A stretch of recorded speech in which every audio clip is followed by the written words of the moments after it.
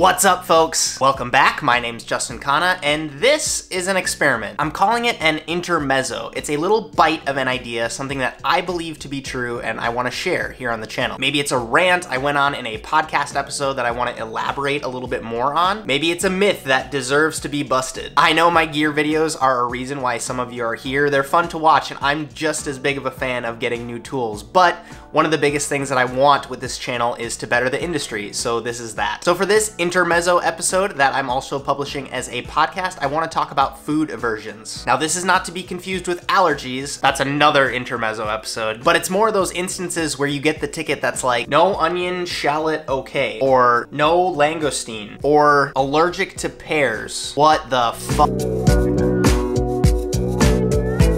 When I was a sous chef at Lysverket, part of my job was printing the menus every day for service. And the health department in Norway required that all menus be listed with all of the common allergies. There are eggs, milk, nuts, seeds, wheat, soy, fish, shellfish, and celery. We would absolutely get those special cases, people on very specific diets due to medical reasons, or people not eating certain things due to religious reasons. But I want to talk about those weird cases where you get the ticket and you're like, there's no way you're specifically allergic to cucumber. And that leads me to my hypothesis on this whole thing, the reason why I think guests say that they're allergic. Have you guys seen the new Italian Job, the one with Marky Mark in it that came out a couple years ago? It's not really that new, but in it, there's this scene. Well, here, just watch it.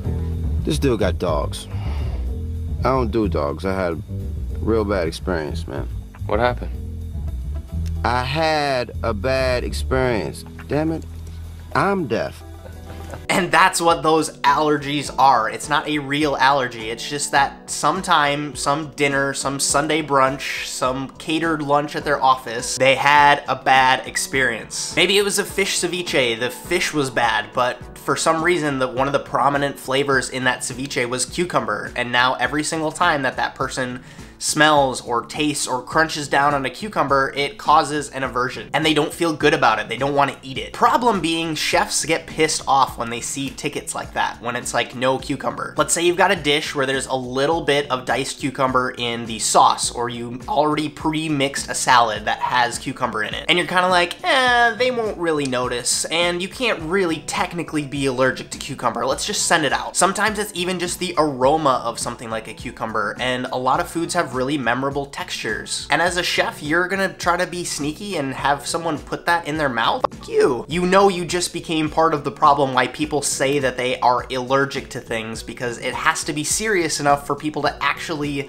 not serve them that thing. And I totally get it. Some chefs say, it's not out of the realm of possibility to have 80% of the dining room with dietary restriction. I think it's a lose-lose situation when they, I don't like peppers and I don't like mushrooms, so I don't want them. We do what we can, but we feel like we're being cut off at the knees. We've spent our entire life trying to craft an experience that really is the best representation of the restaurant. Let us drive. Maybe we can open your eyes. Maybe we can bring you back around.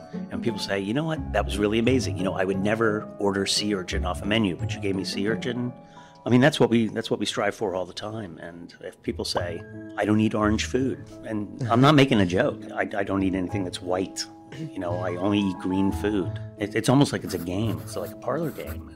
Sometimes it can be really maddening. That's not a restriction, that is a dislike. And I absolutely get that idea. Just because you had a bad experience, there is definitely an opportunity for a chef to turn that ingredient around for you and make you like it again. But here's the reality. The chef that has the skills and the willingness to cater to these specific aversions is the one that those people that can afford to have those allergies and aversions are gonna come visit time and time again. It's just smart business to say, yes, we would love to have you, because all those other restaurants that don't accommodate allergies or aversions means that Karen with the pear allergy and Mark with the red onion allergy both can't go to those places. So by opening you and your restaurant up to those opportunities means that her and her 6 friends finally have a place to go for brunch. And by making a simple dessert without pears for her and a salsa without red onion for him, that, by the way, you should be delegating to to your cooks, you should empower them to make delicious alternatives for people. And doing that not only makes your staff more creative, more responsible, but it also just led to 6 times the business. Oh, cool, you can accommodate our friend Mark? Perfect, we'd like to book a table for 6 on Friday night. You're actually distancing yourself from the competition. If your philosophy behind food is to make people happy, and you truly believe that, and someone is gonna come and tell you that by serving them a specific ingredient that it's not gonna make them happy,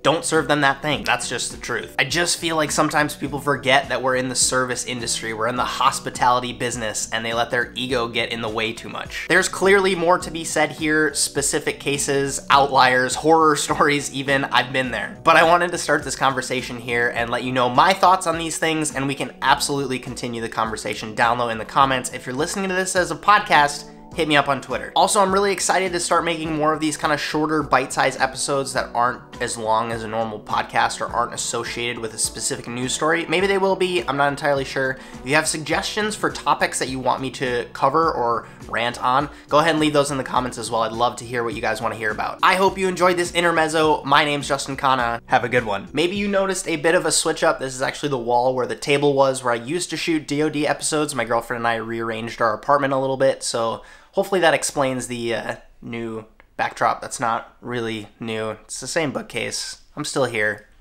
Thanks for watching. Eggs, milk, nuts, seeds, fish, shellfish, wheat, soy, celery. Eggs, milk, nuts.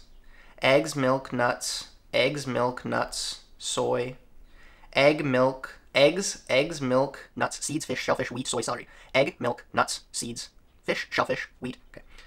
Eggs, milk, nuts, seeds, wheat, soy, fish, shellfish, celery. Egg, milk, nuts, seeds, wheat, soy, fish, shellfish, celery. Egg, milk, nuts, seeds, wheat, soy, fish, shellfish, celery. 1, 2, 3, 4, 5, 6, 7, 8, 9. Which there include egg, milk, wheat, soy, nuts, seeds,